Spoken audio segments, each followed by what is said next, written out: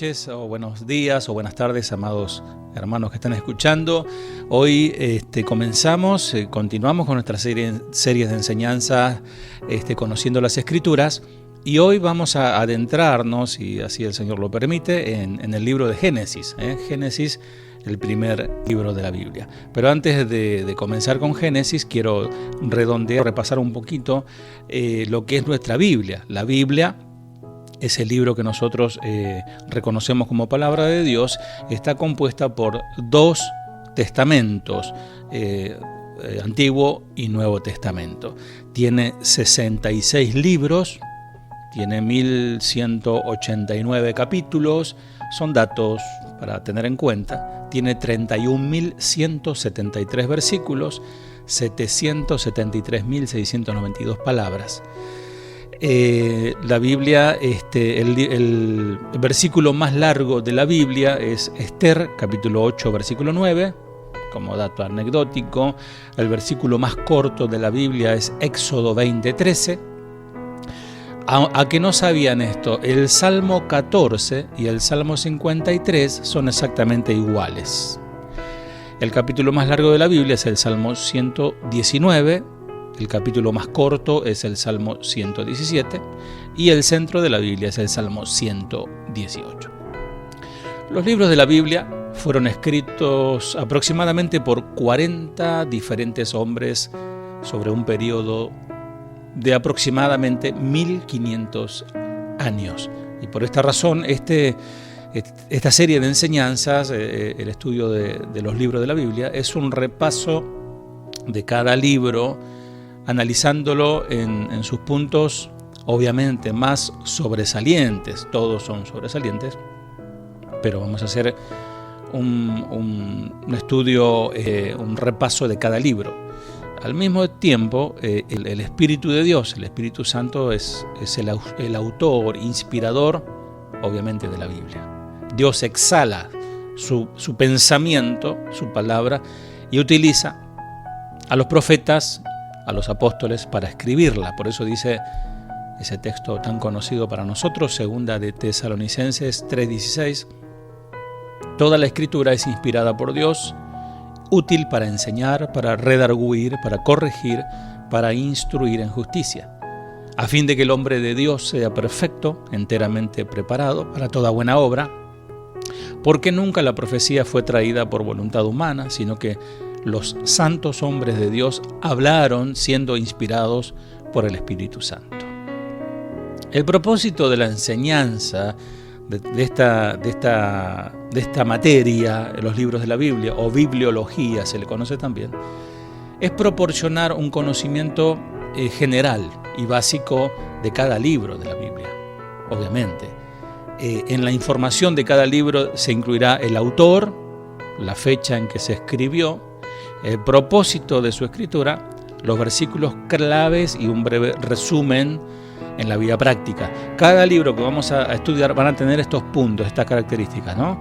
El autor, la fecha, el propósito de la escritura, los versículos claves y un breve resumen para la vida cotidiana. La verdad que espero que este estudio, amados, amadas, sea una bendición y de utilidad, de un conocimiento un poquito más exegético y más profundo de las Escrituras. Dios se ha manifestado al mundo de tres maneras diferentes: por sus obras, es decir, la creación; por el Mesías, es decir, Cristo; y por las Escrituras.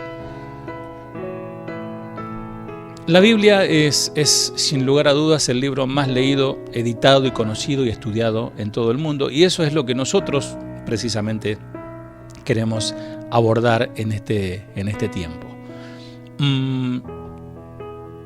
Las divisiones, la Biblia está dividida en dos grupos: Antiguo Testamento, como sabemos, y Nuevo Testamento, o le dicen algunos Viejo Testamento. En la división hecha por los hebreos encontramos para el Antiguo Testamento 22 libros. En la versión latina para el Antiguo Testamento encontramos 39 libros. En el Nuevo Testamento hay 27 libros. La Biblia cuenta con 1189 capítulos, como ya dije anteriormente. En el año 70 de nuestra era, 2 años después de la ejecución del apóstol Pablo, los ejércitos de Roma entran en Jerusalén y destruyen el segundo templo de Salomón, quemando allí todos los escritos, archivos que se encontraban hasta ese momento. Por lo tanto, no había un libro sagrado o Biblia. El Antiguo Testamento no se había formado. Diversas escrituras consideradas divinamente inspiradas eran leídas en las diferentes sinagogas en aquellos tiempos y en aquellos lugares. Con la destrucción de Jerusalén y con la dispersión de los sobrevivientes israelitas por las provincias del Imperio Romano, se corría el peligro de la asimilación de las culturas paganas, que los judíos tomaran la costumbre de los diferentes pueblos y naciones y que pierdan identidad como nación y como pueblo elegido de Dios. Ante esto, un grupo de maestros o de escribas y aún fariseos, rabinos, nombrados de aquella época, hoy conocidos como masoretas, de la palabra hebrea masoret, que significa tradición.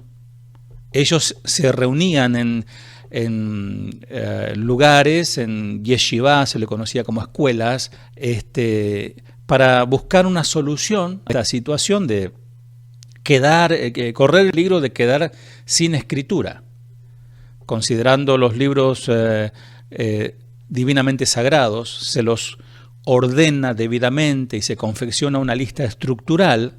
Con el tiempo pasa a conformar lo que hoy conocemos como el Antiguo Testamento. Dicha lista no se basó en razones filosóficas ni criterios personales, aunque fueran piadosos, sino que en el objetivo principal de mantener la continuidad de un pueblo, el pueblo de Israel, y en base a su relación con su Creador. Estos hombres, como les dije, masoretas o tradicionalistas o personas que mantuvieron la costumbre de generación en generación transcribir los libros, dejaron definidas 3 grandes divisiones en el Antiguo Testamento. La primera división es la ley, que es el tiempo de las fundaciones. La segunda división es los profetas, el tiempo de las exhortaciones. En tercer lugar, la tercera división, los escritos, es decir, el tiempo de las meditaciones. Y el nombre que se le ha dado a la versión hebrea, estoy hablando siempre de lo hebreo del Antiguo Testamento, proviene precisamente de las iniciales de estas 3 grandes divisiones. 3 divisiones, acuérdense, la ley, los profetas y los escritos. La ley en hebreo es Torá, lo que nosotros conocemos como Pentateuco, los 5 primeros libros de Moisés. El segundo grupo es profetas, que se dice en hebreo Nevijín. Y el tercer grupo, los escritos, que se le conoce como Ktuvim, que esas 3 palabras en hebreo, las 3 letras de cada palabra es la T, la N y la K. O sea, Torah, T, Nevim, N y Ktuvim, K. Y las 3 palabras T, N, K le ponen consonante y forman el vocablo Tanaj, que de ahí se conoce como la Biblia hebrea, el Tanaj, que es nuestro Antiguo Testamento, ¿no? Bien, dicho esto, vamos a comenzar con Génesis. En el nombre del Señor, que Él es su palabra poderosa, es la palabra que había en su ser, en su corazón, y Él la exhala, Él la vuelca como letra y la conocemos. Esa misma palabra, con esa misma palabra, Él crea el universo, Él crea todo lo que existe. Génesis, en hebreo, se dice Bereshit, son 2 palabras, Bereshit, en el principio significa Bereshit. La palabra griega Génesis, que aparece en la versión de la Biblia Septuagésima, significa creación. La creación es decir, la creación de la materia, el espacio y el tiempo. El Señor en el Génesis crea, no existía nada de eso. Existía solo la eternidad, el Dios mismo como la eternidad. Entonces, cuando Él crea la materia, crea el espacio y el tiempo. Esta palabra Génesis aparece en la Septuagésima. ¿Qué es Septuagésima? Bueno, Septuagésima o Septuaginta es la versión que ocupó en los tiempos primitivos, por decirlo de alguna manera. Era la Biblia, el Antiguo Testamento, que se conocía en los tiempos de Jesús. En los tiempos de Jesús existía una Biblia y era el Antiguo Testamento, la Septuaginta. La primera traducción de la Biblia hebrea, como conocemos hoy nuestro Antiguo Testamento, se llama Septuaginta, palabra en latín que significa 70. Este nombre se debe a una tradición errada, fundada en la pretendida carta de Aristeas, en el sentido de que había alrededor de 70 traductores de esta versión, según documenta Julio Trévole, profesor del Departamento de Estudios Hebreos y Arameos de la Universidad de Madrid. La traducción de todo un cuerpo de literatura hebrea a la lengua griega constituye un esfuerzo único de interpretación en todos los sentidos: ortografía, morfología, sintaxis, semántica, teología, etc. Primero, un grupo de judíos helenizados tradujo al griego koiné, el Antiguo Testamento, en el año aproximado 250 a.C., en Alejandría, capital de Egipto. Esta versión de los 70 intérpretes expresó entonces en lengua vulgar los términos religiosos y éticos de los hebreos, cuya civilización eran tan distintas a la helénica. Para tal efecto crearon locución con sabor a hebreo, por ejemplo, toda carne y fruto de las entrañas, ¿no? Y en vocabulario y sintaxis enriquecieron la lengua franca. Entonces, haciéndole un pedido al sumo sacerdote en Jerusalén, rogando de que 70 hombres capaces tradujeran la ley de Moisés al griego, la ley, los escritos y los poetas. Entonces, esa es la Biblia que hoy conocemos como la Septuaginta. Fueron 70 varones que han escrito, recopilado el Antiguo Testamento y lo han hecho de manera individual, es decir, de manera individual, y después cotejaron y todas las versiones de cada uno coincidían perfectamente. Génesis es nuestro primer libro que estamos abordando, y comienza Génesis 1:1, en el principio creó Dios los cielos y la tierra. En hebreo es Bereshit, como les dije, Bereshit bara Elohim, eta shamain eta aleph. Bara creó, Elohim, dioses, en plural. Eta creó shamain, los cielos, eta aleph, la tierra. Génesis significa también origen, significa nacimiento, significa comienzo. Este libro contiene los registros de la creación. Allí encontramos cómo el Señor efectúa la creación. Este libro contiene el jardín del Edén, los antediluvianos o las prediluvio, el diluvio, la torre de Babel, la dispersión de las razas, las vidas de los patriarcas, Abraham, Isaac, Jacob y José. El sistema patriarca es el gobierno por el varón que era la cabeza del clan.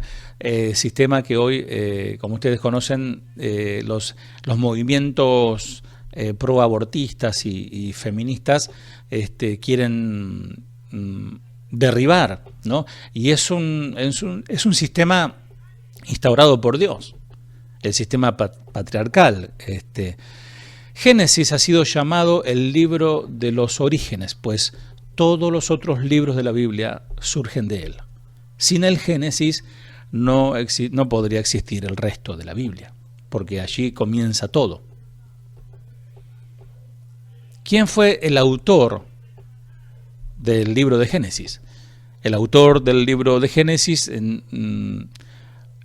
algunos dicen que no está identificado, pero tradicionalmente se asume que Moisés fue su autor.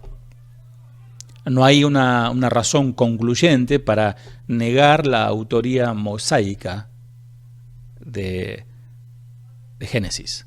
Es decir, Moisés fue el autor. Si leemos número 33, versículo 2, si lo querés anotar o buscar.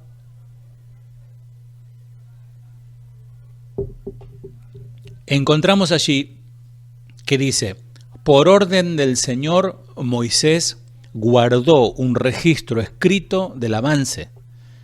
Estas son las etapas de la marcha, identificadas por los diferentes lugares donde se detuvieron en la ruta. Yo estoy leyendo una versión moderna, Biblia, lenguaje sencillo. Es decir, por orden del Señor, Moisés guardó un registro escrito. Interesante. Otro texto que podemos encontrar, Deuteronomio 31-24, que avalan que lo que se sostiene que la autoría del libro de Génesis es de Moisés. Encontramos en Deuteronomio 31-24, número era 33-2 y ahora es Deuteronomio 31-24. Cuando Moisés terminó de escribir todo el conjunto de instrucciones en un libro. Ahí encontramos de vuelta. Cuando Moisés terminó de escribir todo el conjunto de instrucciones en un libro. Otro texto que nos avala la autoría de Moisés es Juan 5:46, de Génesis, obviamente, de Génesis, Éxodo, Levíticos, Deuteronomio y Números, ¿no? Dice Juan 5:46, porque si creyeseis a Moisés, me creeríais a mí, porque de mí escribió él, es decir, Moisés. La fecha de la escritura, el libro de Génesis no declara cuándo fue escrito, pero la fecha de su autoría es aproximadamente entre el año 1440 y el año 1400 antes de Cristo. El libro de Génesis se escribió para esa época. Entre el tiempo en que Moisés condujo a los israelitas fuera de Egipto y su muerte, es decir, cuando ya Moisés viejito, cuando ya cruzaron, estaban a punto de llegar a la tierra prometida, Moisés no cruzó, pero ya pasaron todos los peligros, todas las situaciones, estaban a punto de cruzar. Moisés ya estaba concluyendo los 5 libros que Dios le ordena escribir. Es interesante, ¿no? Porque Moisés escribe, y en aquel tiempo ser una persona que sepa leer y escribir se le consideraba una persona muy importante, un doctor, una persona muy capacitada. Casi el 99% de la población era analfabeta, no sabía leer ni escribir. Y Moisés, como Dios lo prepara en Egipto, ¿no? Con la lengua, mismo ellos se pasan la información de generación a generación, aún de los primeros acontecimientos, ¿verdad? Porque a Moisés le llega la información de todo lo que ha acontecido por sus ancestros, obviamente. Bien, seguimos. Propósito de la escritura. Al libro de Génesis algunas veces se le ha llamado el semillero de toda la Biblia. La mayoría de las principales doctrinas en la Biblia son introducidas en forma de semilla. En el libro de Génesis vas a encontrar esa característica. Junto con la caída del hombre, también está registrada la promesa de que Dios traería la salvación y la redención. O sea, fue el comienzo de la maldad, el comienzo de la caída, tanto el comienzo de la maldad en la esfera espiritual, con la rebelión de Lucifer, como la rebelión del hombre. Tanto la mujer como el hombre se rebelaron contra Dios, y también allí Dios mismo profetiza cuando le da las maldiciones a la tierra, al hombre, a la mujer, a la serpiente. Dios está profetizando una simiente, hablando del Mesías, que traería salvación. Así que fíjense cómo ahí Dios establece el origen, la semilla también de la salvación. Por eso dice Génesis 3:15, y enemistad pondré entre ti y la mujer, y entre tu simiente y la simiente tuya. Él te herirá en la cabeza, y tú le herirás en el calcañar. Que la simiente de la mujer, es decir, Jesús, herirá la cabeza de la simiente de la serpiente, es decir, Satanás. Está profetizando la victoria de Jesús sobre Satanás en la cruz del Calvario. Es impresionante esto. Estamos hablando del recién tercer capítulo de Génesis y ya se está profetizando, ya se está hablando de Jesús. Vamos a ver en todo el desarrollo de esta serie de enseñanzas del libro, que cada libro de la Biblia apunta a Jesús. Las doctrinas de la creación, la imputación del pecado, la justificación, la expiación, la depravación, la ira, la gracia, la soberanía, la responsabilidad del hombre y mucho más está escrito en el libro de los orígenes, es decir, en el libro de Génesis. Muchas de las grandes preguntas de la vida están respondidas en Génesis. Aunque el libro nos haga plantear ciertas preguntas legítimas en sí mismas, seguramente se plantean, pero más de una pregunta. Por ejemplo, menciono solamente dos. ¿Cómo llegó la serpiente a ser enemigo de Dios, por ejemplo? O otra pregunta muy clásica, ¿de dónde salió la esposa de Caín? Son preguntas muy recurrentes. La mejor manera que tiene el lector de Génesis de acercarse a este libro es intentando colaborar con Moisés en el propósito por el cual Moisés tuvo que escribirlo.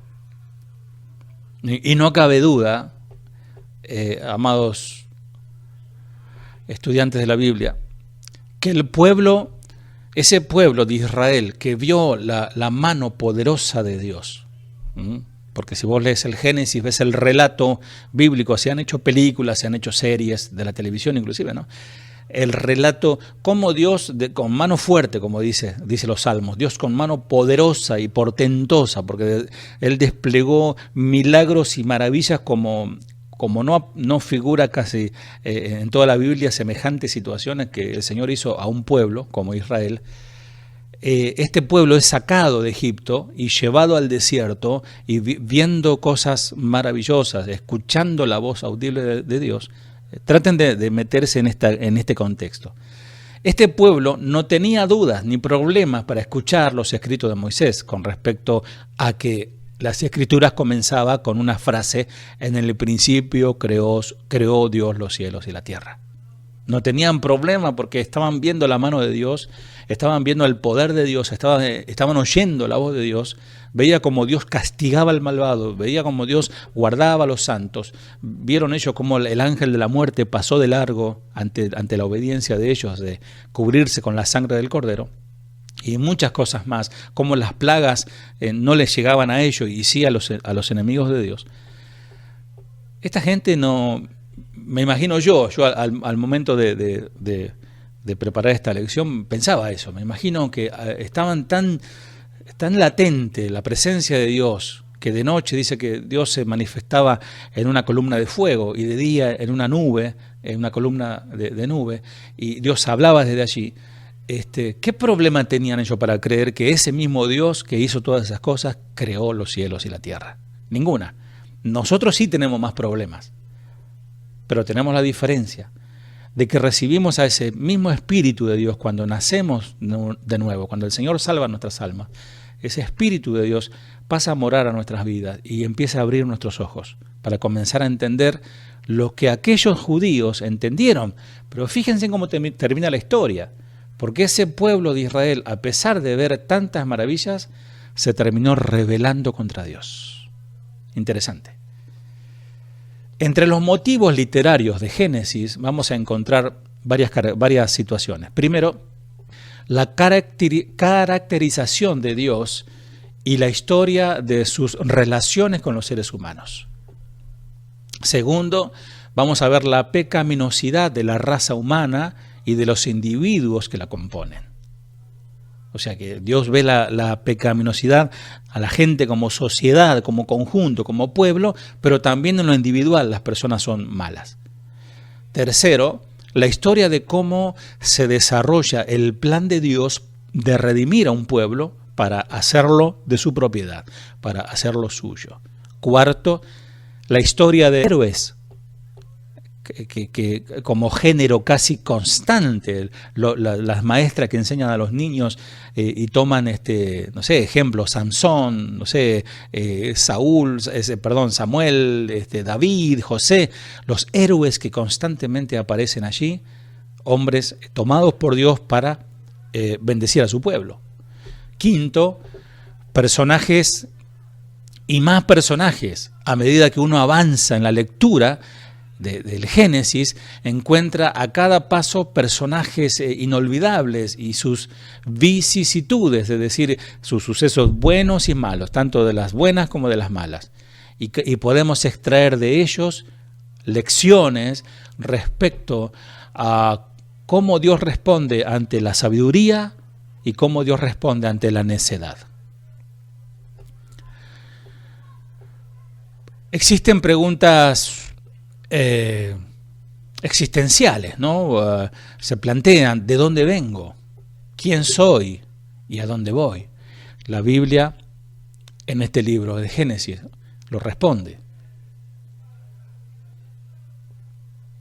En el principio, creó Dios los cielos y la tierra. De ahí venimos. Ahí está la respuesta. Dios creó los cielos y la tierra.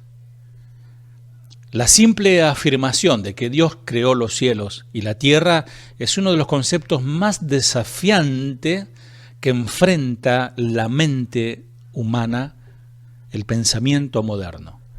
Es el concepto más desafiante.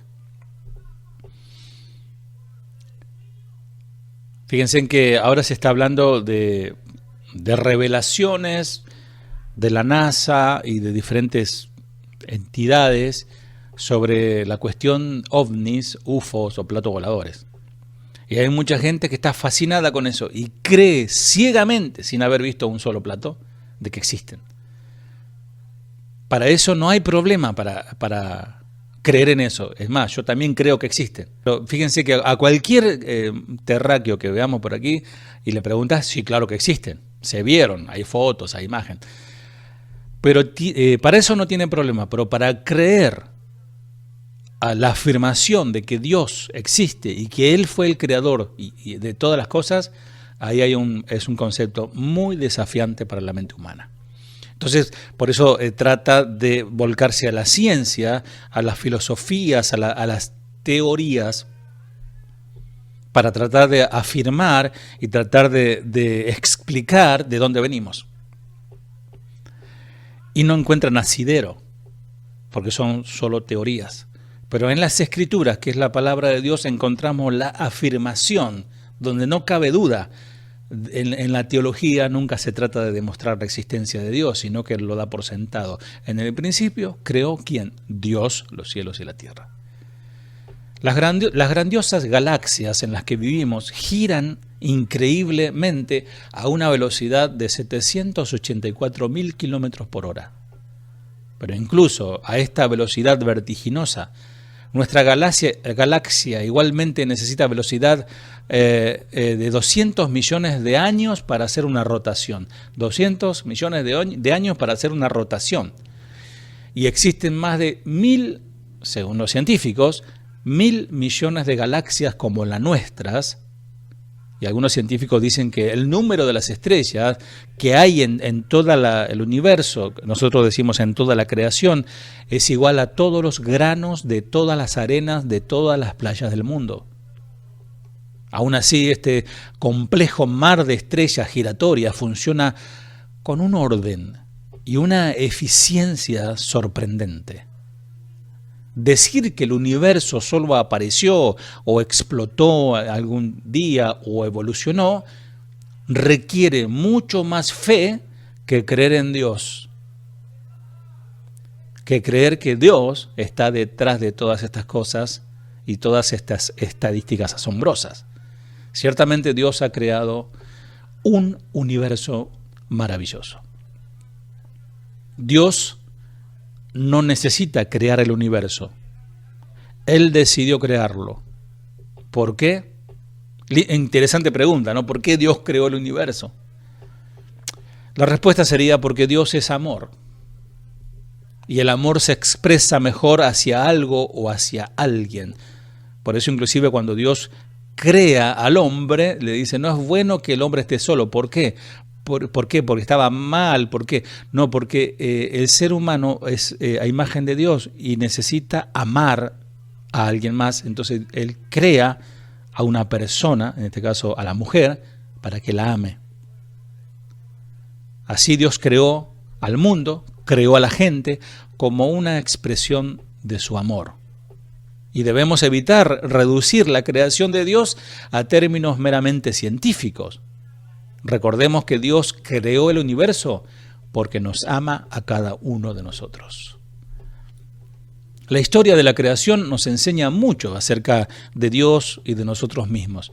Aprendemos acerca de Dios, que Él es creativo. Aprendemos que como creador es diferente a su creación. Y tercero, aprendemos que Él es eterno y controla el universo. Génesis 1.1 dice, en el principio, abrí tu Biblia ahí mismo en la primera página, Génesis 1.1, en el principio creó Dios los cielos y la tierra. Y en el segundo versículo, creo que dice, y la tierra estaba desordenada. ¿Dice así o me equivoco? Porque no tengo, aunque no lo crean, no tengo la Biblia abierta acá. Dice así, ¿no? Bien. A Génesis, de Génesis 1.1 a Génesis 1.2 se la denomina la teoría del intervalo, condición de desorden a causa de la primigenia o inicial ataque de Satanás que precedió a la semana de la creación. ¿Qué quiere decir esto? Que entre el versículo 1 y el versículo 2 hay un intervalo que no sabemos de cuánto tiempo. Dios crea, dice en el principio creó los cielos y la tierra, y en el segundo versículo rápidamente nos dice, y la tierra estaba desordenada y vacía. Entonces, ¿cómo entendemos eso? Si Él crea todo perfecto, Él no crea las cosas así nomás. Bueno, en ese intervalo se entiende que existió lo que se conoce como la rebelión celestial, que está registrado también en la Biblia. Dice Jeremías 4:23, citando también Génesis 1:2, miré a la tierra y he aquí que estaba asolada y vacía, y miré a los cielos y no había luz en ellos. Está dando una reflexión de lo que fue Génesis 1:2. Entonces, la primera pregunta, ¿de dónde venimos? La respuesta está en eso, de que Dios nos creó. Dios creó al primer hombre, la primera mujer, y de allí toda su descendencia. Ellos son nuestra ascendencia. De allí venimos nosotros, y no del mono, aunque yo tenga cara de mono, no vengo del mono. La segunda pregunta es, ¿por qué estoy aquí? ¿Para qué estoy? ¿Por qué? ¿No? Y algunos, dicen, no quiero estar más y se pega un tiro. Pero estamos aquí, ¿para qué? Para tener una relación con Dios. Para tener una intimidad, una amistad con Dios. Como la tuvo Abraham en su momento. Ahí en Génesis 15:6 dice que creyó a Jehová y le fue contado por justicia. y creyó a Dios, Abraham, y le fue contado por justicia. La tercera pregunta que se plantea, la pregunta existencial, es ¿dónde voy? O sea, ¿de dónde vengo? ¿Para qué estoy? ¿Y a dónde voy? Bueno, tenemos un destino. Este cuerpo tiene un destino, que es la muerte. La muerte vuelve a la tierra, al polvo, porque polvo eres y al polvo volverás. Pero el alma y el espíritu, ¿dónde van? Génesis 25:8 dice: y exhaló el espíritu y murió Abraham en buena vejez, anciano y lleno de años, y fue unido a su pueblo. O sea, cumplió su misión. Abraham era un hombre que nos relata la Biblia que era un hombre pagano. Él adoraba a diferentes dioses, inclusive participaba de ofrendas de sangre a los dioses, hasta que él encontró a Dios. Es algo misterioso, para mí el caso de Abraham es un caso maravilloso, porque fue un hombre que Dios vio el corazón, que eso es lo que Dios está viendo hoy. En este momento Él está escudriñando nuestros corazones. ¿Qué intención tenemos? Si tenemos un deseo verdadero de conocer a Dios. Y te puedo asegurar que si vos tenés un deseo verdadero de conocer a Dios, Dios se te va a manifestar. Dios te va a hablar a través de su palabra. Como le pasó a Abraham.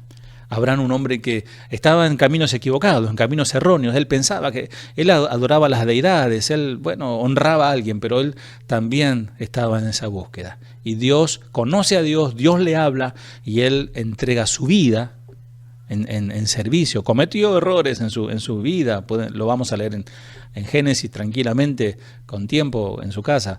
Vas a ver que Abraham también se equivocó, que mintió y todo, pero dice que un hombre de fe que le creyó a Dios. Y Dios lo toma como un hombre justo. Entonces, Abraham cumplió su propósito. Para eso estuvo en este mundo. Y murió en paz y se reunió con su pueblo. Génesis es de gran interés para el científico, de gran interés para el historiador, para el teólogo, para la ama de casa, el granjero, el viajero, el hombre y la mujer de Dios. Es el punto de partida apropiado para la historia de Dios, de su plan para la raza humana. Génesis. Comenzando la Biblia leyendo Génesis. Vamos a ver los versículos claves. ¿Cuáles son los versículos claves? Hay muchos versículos, muchos capítulos, pero tomamos uno. En el principio creó Dios los cielos y la tierra. Tomé Génesis 3:15, dice: y pondré enemistad entre ti y la mujer, entre tu simiente y la simiente suya, esta te herirá en la cabeza y tú le herirás en el calcañar, es decir, en el talón. Está profetizando al hombre, es decir, al hombre y a la mujer, que de ellos iban a ser el Mesías, y estaba profetizando también sobre Satanás, que de él iba a salir el anticristo, el Cristo y el anticristo. Versículo Génesis 12:2: y haré de ti una gran nación, haré de ti una nación grande, y te bendeciré y engrandeceré tu nombre y serás bendición. ¿Qué es esto? Bueno, versículo 3: bendeciré a los que te bendijeren y a los que te maldijeren maldeciré, y serán benditas en ti todas las familias de la tierra. Bueno, esta es la promesa de Dios a Abraham de formar un pueblo. De ahí nace el pueblo hebreo, el pueblo judío. Aunque muchos, y sobre todo los mesiánicos, ¿no?, dicen que el pueblo judío es el pueblo preferido, es el único pueblo. No. ¿Qué les dije al principio? Que este es el libro de los comienzos, el libro de los orígenes, el libro del semillero. O sea, el pueblo de Israel sería el primer pueblo para que todos los demás pueblos de las naciones, sean alcanzados con esta bendición. ¿Cuál es la bendición? Ser salvados por Cristo. Por eso algunos judíos algunos inclusive salen de las iglesias evangélicas, se meten con los mesiánicos, se llaman Hugo Gómez, y ahora se ponen rulitos, se ponen lente de ojos con contactos verdes. Y ahora me llamo Gomelski, dicen, ¿no? Y se sienten judíos. Y la verdad que es una tontería eso, porque no importa de qué raza y de qué nacionalidad sea, si recibiste a Cristo en tu corazón, recibiste la bendición. No hace falta hacerse judío. Por eso hay la gran confusión. El pueblo judío fue el inicio para que todas las naciones sean salvas. Bueno, dicho esto, continuamos con el último versículo clave, Génesis 50:20, que dice: vosotros pensasteis mal contra mí, mas Dios lo encaminó a bien para hacer lo que vemos hoy, para mantener en vida a mucho pueblo. Bueno, este es el caso hermoso y tremendo de la vida de José. ¿Se acuerdan que José fue traicionado por sus hermanos? Esto, la verdad que se han hecho películas de estas cosas, ¿no? De estos sucesos. Él fue odiado por sus hermanos, lo quisieron matar, no lo matemos, lo tiraron en un pozo, no lo dejemos ahí, lo vendieron a los mercaderes egipcios, y fue a parar a una casa, después fue a parar a la cárcel, y terminó como el faraón, como el segundo después del faraón, y él terminó alimentando a su propia familia. Lo mismo que lo quisieron matar, que lo despreciaron, él terminó siendo el rey de ellos. Esto es José, como sabemos, es tipología de Cristo, ¿no? Entonces, bueno, tomé el caso de José también, como Dios usó a este jovencito, que no daban 2 centavos por él sus hermanos, para que ese pueblo existiese, no muera, no desaparezca, porque de ese pueblo, cientos y cientos de años después, nacería el Salvador. ¿Qué te parece? Bueno, un breve resumen de nuestro libro que hoy estamos analizando y repasando. El libro Génesis puede ser dividido en 2 secciones: la historia primitiva y la historia patriarcal. La primera sección, la historia primitiva, que es primero la creación, que abarca Génesis capítulo 1, capítulo 2. Segundo, la caída del hombre, que abarca Génesis capítulo 3 y capítulo 5. Tercero, el diluvio, que abarca Génesis capítulo 6, capítulo 9. Cuarto, la dispersión, que abarca Génesis capítulo 10, capítulo 11. Y después, la segunda división, la historia patriarcal, registra la vida de 4 grandes hombres, 4 patriarcas que fueron importantes para la fundación de ese pueblo. El primero es Abraham, Génesis capítulo 10 al capítulo 21. El segundo patriarca, Isaac, el hijo, Génesis capítulo 21 al capítulo 35. El tercero, el niño Jacob, Génesis capítulo 25 al capítulo 50. Y el bisnieto, José, que es el último que les mencioné del faraón. José, el que fue faraón. Génesis capítulo 30 al 50. Dios creó el universo que era bueno y libre de pecado. Dios creó a la humanidad para tener una relación personal con Él. Adán y Eva pecaron y por eso trajeron la maldad y muerte al mundo, así como esta pandemia que de uno contagió a miles, millones, y se murieron miles también. Bueno, así el pecado llegó a todos nosotros. La maldad se incrementó, o sea que no es algo que quedó ahí, sino que se creció, no tiene límites, constantemente en el mundo, hasta que se quedó una familia en la que Dios se compadeció. Dios envió el diluvio para acabar con el mal. Miren, hoy hago un paréntesis aquí, reflexionando un poco de esto, ¿no? Hablaba con mi esposa esta mañana y pensábamos en esto, ¿no?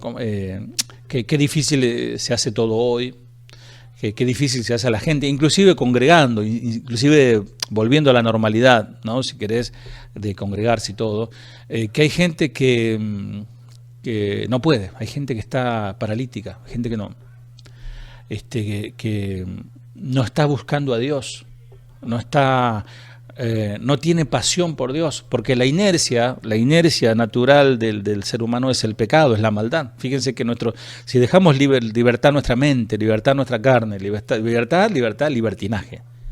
Entonces cuesta buscar a Dios. ¿Por qué? Y porque Dios es santo y Él exige santidad. Y santidad significa estar apartados para Él. Significa no solamente abandonar el pecado, sino amarle a Él y servirle. No significa solo servirle, porque Satanás te ofrece esto, servirle y seguir pecando. No, Habla de servirle y apartarse. Y la pregunta que nos planteábamos esta mañana, es decir, si Dios nos mira a todos nosotros, ¿se agrada de nosotros? ¿Se agrada de alguno de nosotros? Entonces casualmente pensaba en esta situación de que el mundo incrementó en su maldad. Constantemente el mundo solamente pensaba en la maldad hacia su propio cuerpo, hacia el prójimo. La maldad creció a tal punto de, Sodoma y Gomorra, ¿no? La homosexualidad fue un producto de la maldad, de la rebelión, del orgullo, dice allí en Génesis. Y dice que aún los niños se prostituían, los ancianos, era una cosa asquerosísima. Y Dios encontró un hombre, en aquel tiempo Abraham. En el tiempo del diluvio, antes de Abraham, Dios encuentra a otro hombre, a Noé. Halló gracia, dice, a los ojos de Noé. ¿Qué estaría pensando este hombre? Buscando a Dios, seguramente Noé. Que nos encuentre, amados que estamos aquí en este grupo, en este momento que estamos analizando las Escrituras, que el Señor nos encuentre pensando en Él y anhelando conocerle más a Él y anhelando amarle más. Y amarle significa obedecerle, porque Jesús dijo, si me amáis realmente, cumplan, guarden, vivan mis mandamientos. La maldad se incrementó. Dios envió el diluvio para acabar con el mal, pero salvó a Noé y a su familia junto con muchos animales en el arca. Después del diluvio, la humanidad comenzó nuevamente a multiplicarse y se extendió por todo el mundo. Dios eligió a Abraham, a través de quien él formaría un pueblo elegido y eventualmente de ahí vendría el Mesías prometido. El linaje elegido para Isaac, el hijo de Abraham, y luego a Jacob, el hijo de Isaac. Dios cambió el nombre de Jacob por el de Israel. Ahí aparece por primera vez el nombre Israel, porque era Jacob, le cambia el nombre. Cuando lucha Jacob con el mismo Señor, ¿no? Lucha por la bendición. Y sus 12 hijos se convirtieron en los ancestros, lo que hoy conocemos como las 12 tribus de Israel. En su soberanía, Dios hizo que José, el hijo de Jacob, fuera enviado a Egipto debido a las despreciables acciones de sus propios hermanos. Este hecho previsto por sus hermanos, estaba destinado por Dios para el bien, como dice el texto que leímos de clave, el último, que mismo José le dice, no se preocupen muchachos, haciendo paráfrasis, ¿no? No se preocupen muchachos, esto Dios lo preparó para el bien. Qué bueno poder entender las cosas malas que nos pasan en la vida, cuando somos hijos de Dios, sabiendo que es para el bien y no para el mal. Y eventualmente Dios, como resultado que José había adquirido tanto poder en Egipto, llegó a ser el segundo más importante después del faraón, para salvar a Jacob, a su familia, de una hambruna que los llevaría a la muerte.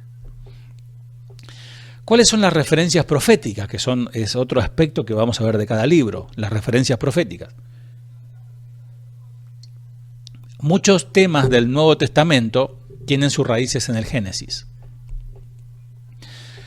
Jesús es la simiente de la mujer que destruiría el poder de Satanás. Génesis 3:15 lo leímos. En cuanto a José, el plan de Dios para el bien de la humanidad a través del sacrificio de su hijo fue destinado para bien, aunque aquello que crucificaron a Jesús lo hicieron por maldad. O sea, vemos en la vida de José reflejado lo que sería Jesús. Noé y su familia son los primeros de muchos remanentes descritos en la Biblia. Vos fíjate que de multitudes, de miles de personas, siempre había un remanente. ¿Por qué? ¿Porque Dios es selectivo o porque Dios dice a este sí, a este no? No, porque la multitud, la muchedumbre decidía rechazar a Dios, pero había un grupo pequeño que decía, no, vamos a ser fiel a Dios. Y Dios salvaba a ese remanente. Por eso siempre decimos que nosotros queremos ser ese remanente de Dios, que estemos dentro, no fuera del agrado del Señor. A pesar de las adversidades y las difíciles circunstancias, Dios siempre preservará para sí un remanente fiel. Dios siempre encontrará a una persona que, a pesar de tantas maldades, tantas situaciones que vive una sociedad o una familia o un grupo, va a encontrar a una persona piadosa, una persona que piensa en Dios. El remanente de los israelitas regresó a Jerusalén después de la cautividad en Babilonia. Dios preserva a un remanente a través de todas las persecuciones descritas en Isaías y Jeremías, un remanente de 7.000 sacerdotes que fue escondido de la ira de Jezabel, ya lo veremos en su momento. Dios promete que un día un remanente de judíos se convertirían a su verdadero Mesías. Romanos 11, hablando del pueblo de Israel, esto es impresionante. Romanos 11 nos habla de una conversión nacional, algo único en toda la historia de la humanidad, que toda una nación se convierta a Cristo. Realmente un verdadero avivamiento. Esto dice Romanos capítulo 11. Cuando sucedan los acontecimientos finales, cuando Israel sea perseguido y sea arrasado en el tiempo de la gran tribulación, dice que ellos terminarán reconociendo al que rechazaron estos 2000 años, a Jesús. Bien, vamos a ver la aplicación práctica, y ya la última parte, la aplicación práctica del Génesis. ¿Cómo yo leo Génesis y cómo lo aplico a mi vida? Bueno, el tema predominante del Génesis es la existencia eterna de Dios y su creación del mundo, incluyéndonos a nosotros. No hay esfuerzo por parte del autor de defender la existencia de Dios. Él simplemente declara que Dios es, siempre ha sido y siempre será, todopoderoso sobre todas las cosas. Y de la misma manera tenemos confianza en las verdades del Génesis, a pesar de los alegatos de aquellos que a futuro lo negarían. Toda la gente, sin importar la cultura, nacionalidad o lenguaje, es responsable ante el Creador. Crea en Dios, no crea en Dios, sea religioso, no religioso, ateo, gnóstico, todos en algún momento tendrán que responder ante el Creador. Y a causa del pecado introducido al mundo, viene la caída y fuimos separados de Dios, porque hay una barrera. ¿Por qué estamos separados de Dios? ¿Por qué hoy no podemos ver a Dios o no podemos escuchar audiblemente como en otros tiempos? Porque el pecado ha producido una barrera. Pero a través de una pequeña nación que se llamó Israel, el plan de Dios comenzó, dio origen para la redención de toda la humanidad. Y nos regocijamos realmente en ese plan. Dios creó el universo, la tierra y todo ser viviente. Podemos confiar en Él. Para manejar las preocupaciones de nuestras vidas, tenemos que descansar en el Creador. Amados, piensen en esto, estudiantes, que el Dios que controla todo el universo, todo funciona así hace miles de años perfectamente, es el mismo Dios que controla tus problemas, que no podrá con tus problemas, no podrá con tus pequeñas situaciones, que para vos son grandes, obviamente. Dios puede tomar una situación cuando no hay esperanza, cuando no hay solución, porque tenemos el caso, por ejemplo, de la falta de hijo de Abraham y Sara, no podían tener hijos, y Dios, ante el pedido de este varón, Dios contesta y le da un hijo en su vejez. O sea, ni siquiera eran estériles y encima eran viejos, se les pasó el tiempo de poder concebir.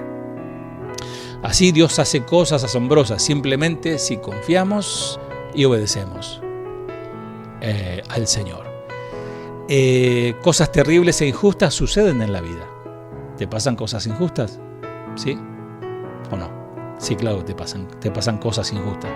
Bueno, tenés el ejemplo de José en Génesis, que te consuela, que José terminó diciendo que todo lo que pasó, aunque la pasé mal, la verdad que lloré mucho, sufrí mucho, me dolió mucho, pero esto Dios lo transformó para bien. Hoy entiendo que fue la voluntad de Dios.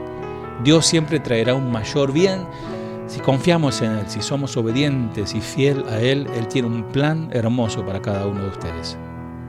Por eso dice Romanos 8:28, me voy al Nuevo Testamento, y sabemos que a los que aman a Dios, todas las cosas cooperan, ayudan a bien, esto es, a los que conforme a sus propósitos son llamados.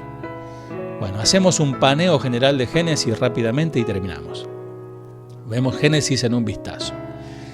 Es el primer libro del Antiguo Testamento. El autor, Moisés. Fecha en que se escribió el libro, 1430, años más, años menos, antes de Cristo, se escribió el libro. ¿Qué periodo abarca? Abarca desde el 4004 antes de Cristo al 1805 antes de Cristo. El Génesis se puede dividir en dos partes, bueno, ya lo vimos, en la parte de la creación, de la caída, del diluvio, de la Torre de Babel, y la segunda parte de los patriarcas. Bueno, hasta aquí concluimos nuestro libro de Génesis. ¿Vieron? En un solo estudio pudimos ver en todo el libro de Génesis. Obviamente hay mucho por estudiar, hay mucho por profundizar, pero de eso se trata este estudio, libro por libro. Que Dios te bendiga. Como el ciervo brama por las aguas, así clama por ti mi alma. Mi alma tiene sed del Dios vivo. Cuando me presentaré ante Dios, díselo mi hermano con nosotros, como el ciervo.